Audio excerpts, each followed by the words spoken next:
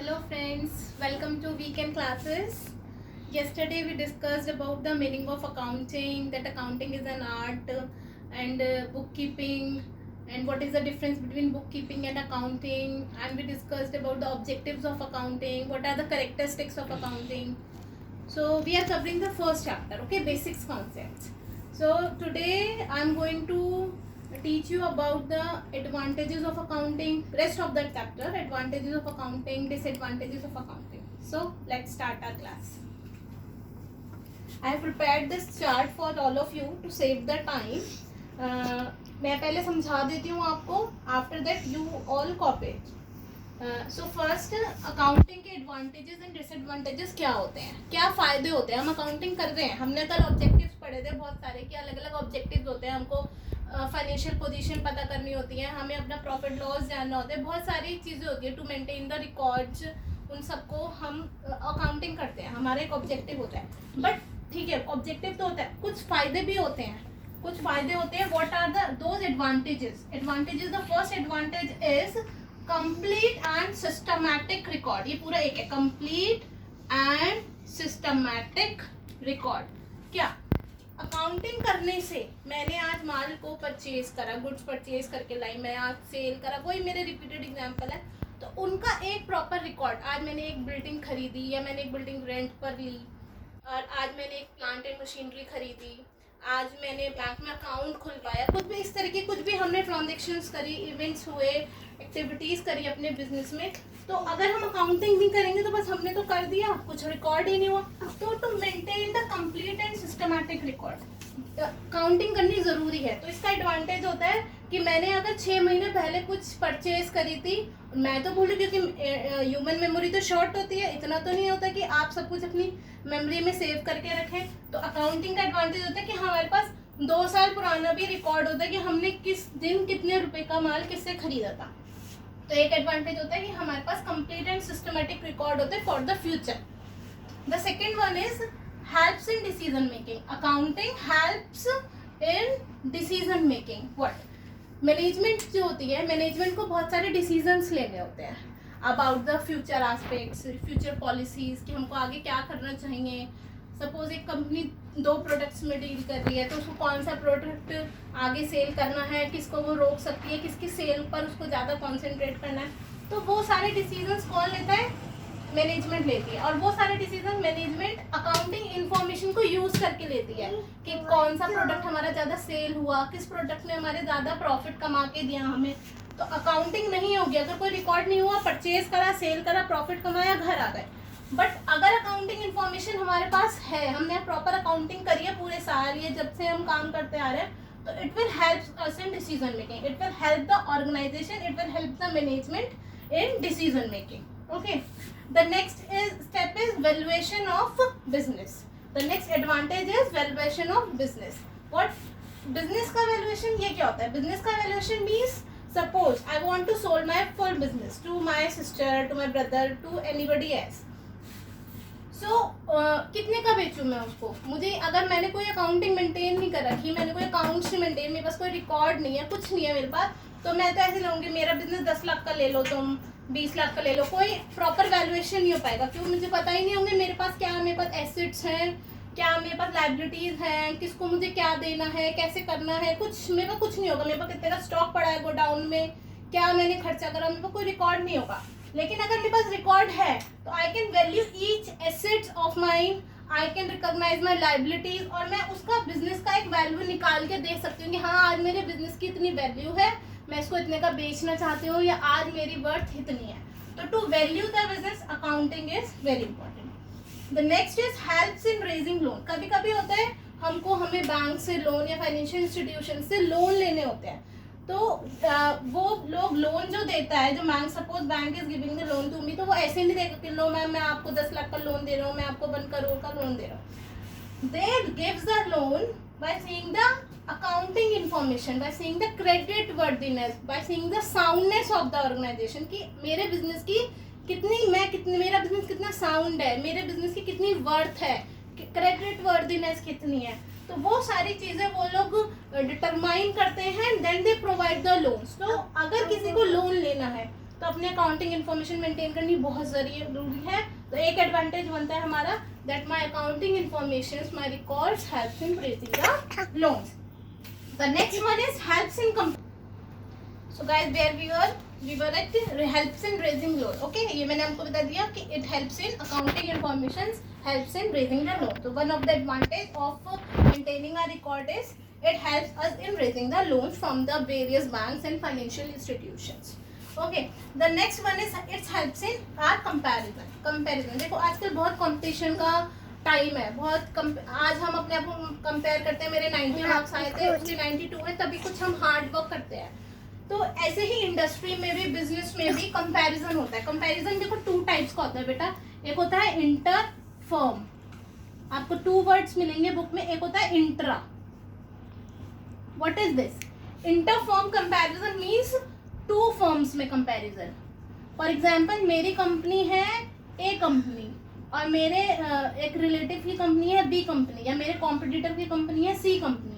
तो inter firm यानी जब मैं इन दोनों में कंपेयर कर रही हूँ, ए कंपनी में और बी कंपनी में, this is inter firm comparison. या मैं ए और सी में कंपेयर कर रही हूँ तो this is inter firm. B and C में कंपेयर कर रहे हैं हम तो दैट इज इंटर फर्म. यानी 2 फर्म के बीच में कंपैरिजन हो रहा है. वो आप कब कर सकते हैं? जब आपके पास अकाउंटिंग इन्फॉर्मेशन होगी, अकाउंटिंग रिकॉर्ड्स होंगे, आपने प्रॉपर अकाउंटिंग मेंटेन करके रखी हुई है. तो accounting information helps in comparison. Comparison are of 2 type. जब 2 फर्म्स के बीच में होता है तो we call it inter firm comparison. And what is intra firm? Intra firm मतलब my company is a company. A company में 2018 में क्या मैंने सेल करी थी, 2019 में क्या सेल करी है, 2020 में क्या करी है. तो इन दोनों ईयर में कंपेयर करना, इन दोनों ईयर में, या मैं बोलूँ इन दोनों ईयर में. तो इंट्रा फर्म यानी मैं अपनी ही फर्म का कंपेयर कर रही हूँ last record with the current records. Okay, तो यानी मेरी ही फर्म के 2 सालों का कंपैरिजन या 3 सालों का कंपैरिजन करना. And the inter firm is 2 firms के बीच में कंपैरिजन. ये कंपैरिजन बहुत इंपॉर्टेंट है. ये प्रैक्टिकली होता है. हम अपने ही रिकॉर्ड्स को पास्ट रिकॉर्ड से कंपेयर करते हैं कि मेरे इस साल की टर्नओवर कितनी है. Last year was my turnover was 2 crore. Present year this year my turnover is 2.2 crore.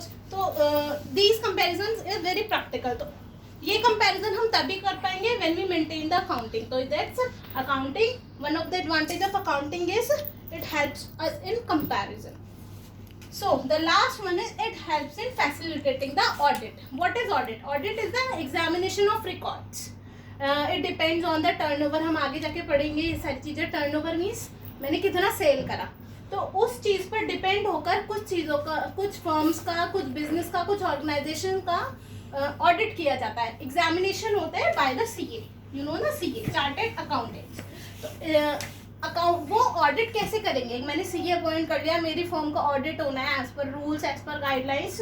तो वो ऑडिट किसका करेंगे? वो अकाउंटिंग इन्फॉर्मेशन का रिकॉर्ड करेंगे. तो अकाउंटिंग इन्फॉर्मेशन जितनी भी होती है वो हमें हेल्प करती है इन pursuing the audit. It helps in facilitating the audit. Okay, so these are the advantages. Once again I am repeating, one of the advantage of accounting is that it helps in maintaining the complete and systematic. हर चीज का record होता है, date wise होता है, proper date wise. Purchase sale classification, मतलब proper record होता है. ऐसा नहीं है कि कुछ कहीं लिखा है कुछ है. प्रॉपर हर चीज की अलग अलग बुक्स होती हैं. कंप्लीट रिकॉर्ड होता है. Each and every transaction is recorded. Quantitative जो कि पैसे में तोली जा सकती थी, which can be determined in money, which can be qualify the characteristics of quantitative financial character. So all those are transactions complete and systematic record is maintained. One of the advantage. The second advantage is it helps the decision making for to management. ये किसको help करता है? Management को. It helps in making the decisions.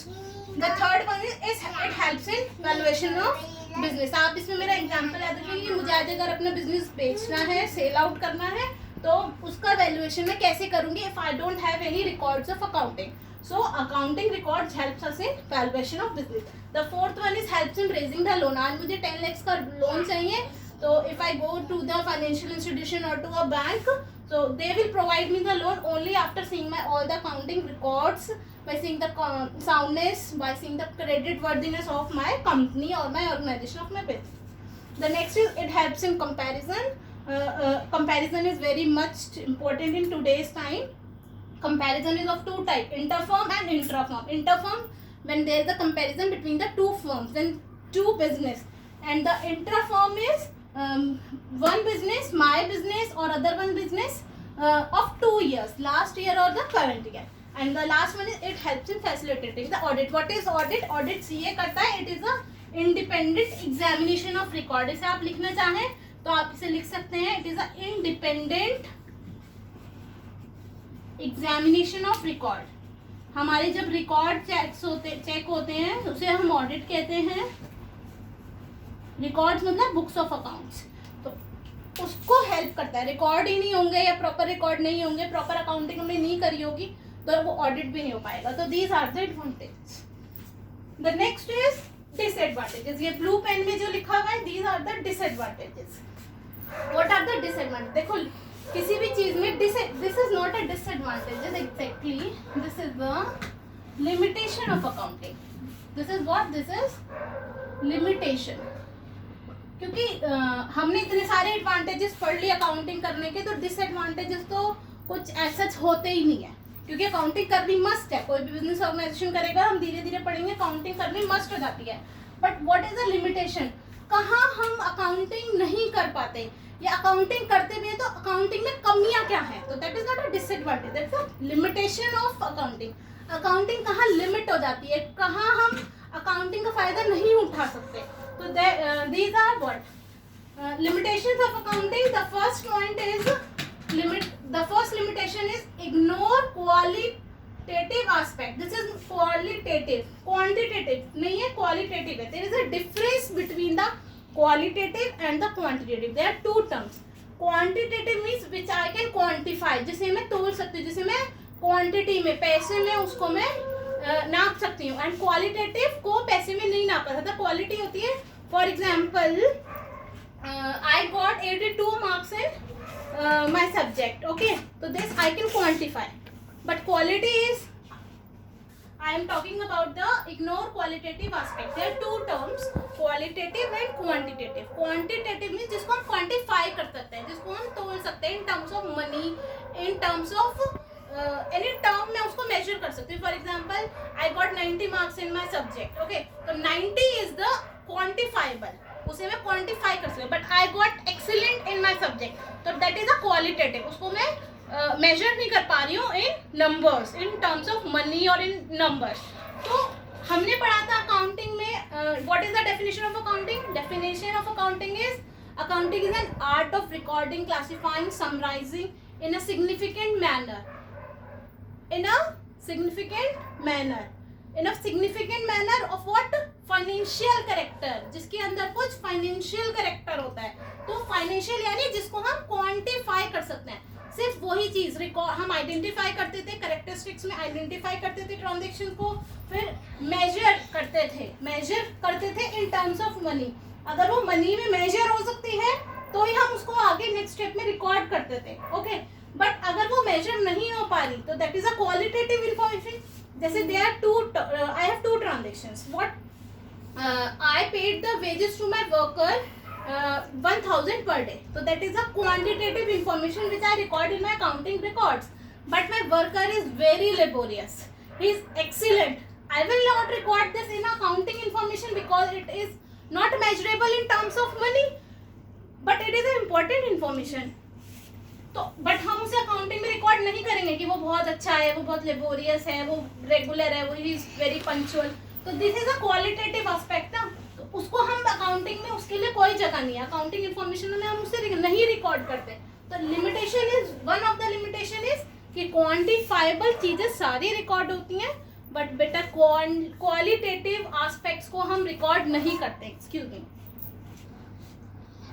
ये students, तो what I am talking about, ignore qualitative aspects, है ना. तो जो क्वांटिफाइबल चीज होती हैं वो ही अकाउंटिंग में रिकॉर्ड होती है. बेटा क्वालिटेटिव नहीं होती. बहुत सारे बच्चों को डिफरेंस नहीं पता होता. What is the difference between qualitative information and quantitative information. So one of the limitation कि क्वालिटेटिव इंफॉर्मेशन के लिए, क्वालिटेटिव चीजों के लिए अकाउंटिंग में कोई जगह नहीं होती. तो one of the limitation is this. The second one is not fully exact. Yes, accounting हम आगे जाके पढ़ेंगे सेकंड चैप्टर में, एंड देन कि अकाउंटिंग इंफॉर्मेशन में कुछ चीजें होती हैं जो एज पर एस्टिमेट्स हम लोग अकाउंटिंग इंफॉर्मेशन बनाते हैं अपनी। फॉर एग्जांपल एक टर्म आएगी डेप्रिसिएशन, बहुत सारे टर्म आएंगे प्रोविजंस, तो उसमें कोई डेप्रिसिएशन 10% से लगा रही है कोई कंपनी, कोई 20% से लगा रही है, वो अपना अपना सबका एस्टिमेट होता है। तो यहाँ पर भी लिमिट होती है कि one of the limitation is accounting information fully exact नहीं होती। जैसे एक फॉर्मूला होता है H+O2 इज H2O, ओके, ये साइंस है ना, प्रॉपर फॉर्मूला एग्जैक्ट है कि कोई चाहे मैं मिलाऊं, आप मिलाओ या कोई साइंटिस्ट मिलाए, वो H2O ही बनेगा। बट जो अकाउंटिंग में सबके अपने अपने एस्टिमेट्स होते हैं, कुछ इंफॉर्मेशन फुली एग्जैक्ट नहीं होती because it normally depends on the estimates of an accountant, okay. The next is it ignore the price level changes. Yes, what is price level changes? Price level changes is inflation and deflation. Inflation मतलब महंगा होना, deflation means कोई चीज सस्ती नीचे जाना। तो accounting में मैंने एक परचेज करा अपना स्टॉक 1 लाख रुपीज का, मैंने आज एक मशीनरी परचेज करी 10 लाख रुपीज की, ओके। मैं 10 लाख रुपीज की परचेज करके लाई थी। फॉर एग्जाम्पल आज मेरा जो रुपी चल रहा है वो 70 रुपीज पर डॉलर चल रहा है, ओके। तो लेकिन कल को ये चेंज होगा, प्राइस लेवल आपको पता है रोज चेंज होता है। क्या मैं रोज अपनी अकाउंट्स में उसका इफेक्ट दूंगी? नो। मैं तो एक बार 10 लाख की मशीन खरीद के लिए आई, 1 लाख का स्टॉक खरीद के लाई, वो मेरी बुक में 10 लाख और 1 लाख ही चलता आ रहा है। तो accounting doesn't keep focus on the price level changes ना, वो कर ही नहीं सकते क्योंकि वो रोज रोज प्राइस लेवल अपना कैसे चेंज करेंगे। तो इट इग्नोर्स, तो one of the limitation of accounting is it ignore price level changes. ये इन्फ्लेशन और डिफ्लेशन का जो इफेक्ट होता है अकाउंटिंग में हम लोग नहीं लेते हैं। So that's why one of the limitation of accounting is the it ignore that price level changes. Okay. The next is it may lead to window dressing. Very important term of accounting is window dressing. Window dressing. What is window dressing? Window dressing. Window shopping सुना है आप लोगों ने? Window shopping क्या होती है? हम market गए, हमने सब कुछ देखा, बहुत सारा चीजें हमने खुलवाएं और कुछ नहीं लिया, वापस अपने घर आ गए, तो दैट इज विंडो शॉपिंग। ऐसे ही विंडो ड्रेसिंग होती है। What is window dressing? Window dressing के अंदर तो कुछ और है, बाहर अपने हमने अकाउंटिंग के कुछ एस्टिमेट्स और कुछ ऐसे फॉर्मूलाज लगा दिए जिससे जो मेरी बैलेंस शीट है, मेरी फाइनेंशियल पोजीशन है, मेरी जो प्रॉफिट एंड लॉस है, वैसे तो मेरी कंपनी लॉस में जा रही थी बट मैंने कुछ ऐसे एस्टिमेट्स के हिसाब से ऐसे उसमें कुछ फॉर्मूलेज डाल दिए, ऐसे कुछ एस्टिमेट्स डाल दिए जिससे मेरी वो जो लॉस था वो मैंने कन्वर्ट करके दिखा दिया बैंक वालों को प्रॉफिट है और लोन ले लिया वहाँ से। तो यानी अपनी बैलेंस शीट को, अपनी फाइनेंशियल पोजीशन को, अपनी फाइनेंशियल स्टेटमेंट्स को, अपने P&L अकाउंट को कुछ इस तरीके से घुमाना, कुछ इस एस्टिमेट्स के बेसिस पे वो अकाउंटेंट्स करते हैं। तो कुछ की जो उनके हिसाब से ठीक है, जो शायद सामने वाले के हिसाब से ठीक नहीं है, तो इट में leads to the window dressing. उससे क्या होता है कि हमारी चीज पलट जाती है 10 लाख का लॉस और हमने शो कर दिया 1 लाख का profit by changing the estimates, okay. तो that is we call the window dressing. तो one of the limitation of accounting is, one of the limitation and very important limitation is it may leads to window dressing. accounting कभी कभी balance sheet में window dressing भी, financial state में window dressing भी कर देती है। तो these are 4 limitation. I am repeating once again what are the limitations. The first one is it ignore qualitative aspect, क्योंकि it ignore qualitative aspects, quantifiable चीजें ही हम रिकॉर्ड करते हैं अकाउंटिंग में। The second one is accounting is not fully exact because it is based on some estimates of the accountant of the organization. So accounting is also not exact as such. The third one is it ignore price level changes. What? Inflation और deflation, महंगाई के और गिरावट की जो रोज के changes होते हैं हमारी accounting doesn't record it. And the fourth one is it may lead to window dressing. Window dressing a very important term. What window dressing? Estimates के हिसाब से हम अपनी बैलेंस शीट को, अपने फाइनेंशियल स्टेटमेंट्स को कुछ इस तरीका से चेंज कर देते हैं जिससे कि it leads to window dressing. उससे क्या हो जाता है, वो होती तो अंदर से ऑर्गेनाइजेशन खराब है या कुछ गलत है या कुछ नुकसान में, वो ऐसी शो हो जाती है कि जैसे कंपनी कितनी अच्छी प्रॉफिट में चल रही है, ओके। तो these are the advantages, these are the disadvantages. If you have any doubt please comment me, I will totally solve it out. If you want to copy then you can copy this chart, okay.